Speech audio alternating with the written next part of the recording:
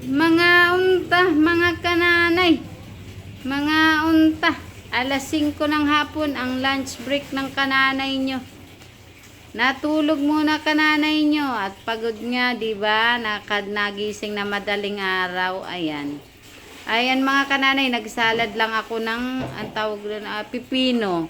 Pipino kamatis. Ayun, nagsalad ako at syempre may kasamang daing na improvise baga. Improvise baga. Ayan, at nag-isip din ako ng maiinom na malamig. Sabi ko bibili ako ng juice, yung tang powder. Sabi ni Mr. gusto daw niya. O di syempre, naghanap ako ng paraan. Bibili ako ng tang orange para magpalamig-lamig-lamig. Ang problema gusto ni Mr. kaya hindi pwede, 'di ba? Huwag tayong manukso. Alam niyo naman ang aking asawa ay napakaselan. Talagang kailangan hindi makakain ng hindi kainais-nais at 'yun may mga dating karanasan sa buhay na hindi ka nais-nais. Kaya hindi pwedeng mga ganun-ganun lang pagkain. Kaya para healthy, wow, healthy. Magano tayo ng mansanas juice. O diba? Sosyal. Mansanas juice, ayan. Gagawa ako tidbits ko siya. Tapos, mag-juicer ako para i-mix sa tidbits na mansanas. Lalagyan natin yan ng gatas, asukal at yellow para makasalo ang lahat. Ayan, may makulit sa likod ko.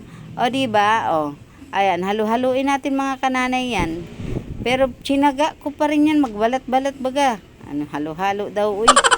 Ayan, nagbalat-balat pa ako ng mansanas at para hindi maano sa lalamunan. Kasi pag may kasamang tawag dyan, yung mga pinagsapalang kabaga, masakit sa lalamunan. Kaya, si Mr. ayaw ng ganun. Kaya, kailangan natin tiyagain sa ganitong pamamaraan. Alam nyo ba mga kananay? Hindi pa. Alam si Mr. maraming pinagdaanan yan. Ayan, inakuha lang sa tamang diskarte ng pagkain. Marami. Katakot-takot. Since 2014, ang pagdurusa ng asawa ko kainaman. Ando doon ang sasabihin ng mga doktor, for dialysis, acute for dialysis, Mrs. kailangan na ganito. Siyempre ako, to the support ako ng pagkain niya kung anong dapat lang kainin, di ba? Kaya ako, nagtsatsaga talaga ako mga kananay kung ano ang dapat at hindi dapat sa kanya. Dati nauumay na kumain ng, pero in fairness, ang pagkain niyan dati ay lapu-lapu. Ayun, maya-maya, ganun lang, ganun. Tapos malunggay, sibuyas, asin, ganun lang mga kananay. Kaya talagang kailangan sakripisyuhan natin ang ating mga asawa. At nung kalakasan naman tayo kasama niya, nagsakripisyuhan naman kayo. Kaya kung sino ang talagang nangangailangan ng kalinga, kalingain natin. Charis. Pero totoo yun mga kananay. Walang ibang magano kung hindi rin lang naman pabigat sa buhay niyo mga asawa ninyo.